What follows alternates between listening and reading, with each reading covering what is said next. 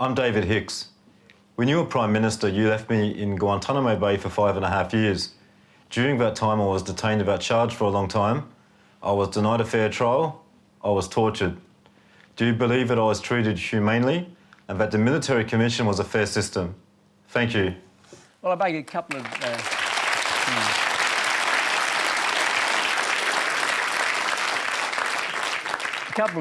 responses to David Hicks. The first is that isn't it a great country that allows this kind of exchange to occur?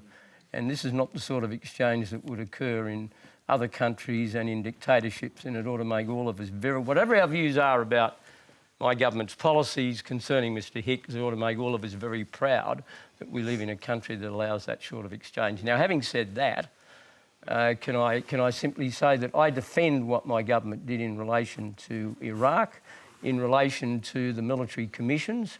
We put a lot of pressure on the Americans to accelerate the charges being brought against David Hicks, and I remind the people watching this program that David Hicks did plead guilty to a series of offences, and they, of course, involved him in full knowledge of what had happened on the 11th of September, attempting to return to Afghanistan and rejoin the people with whom he had trained. So let's understand the reality of what David Hicks pleaded guilty to. Mr Howard, on this question of him pleading guilty, Mr Hicks says in his own book that his military lawyer, David Morrie, was told by your staff that Hicks wouldn't be released from Guantanamo Bay unless he pleaded guilty.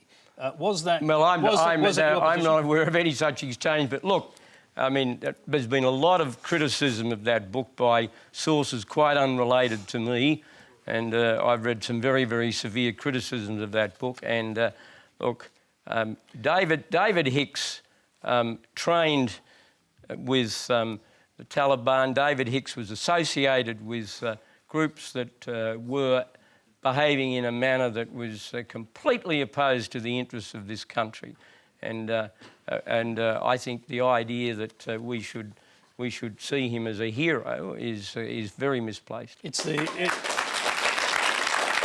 question was about whether or not he was advised.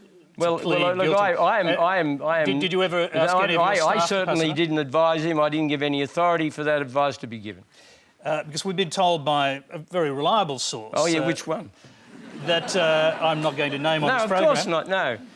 That is the message the Hicks defence team was given consistently by your government. Well, look, the message that my government was conveying, me to George Bush and to Richard Cheney, Alexander Downer to Condoleezza Rice, was that we wanted the trial of Hicks to be accelerated. We thought he'd been held in detention for too long without trial. I made that clear on numerous occasions, but that didn't in any way diminish my very strong view that we should not create a situation where he became a hero, because he was not a hero.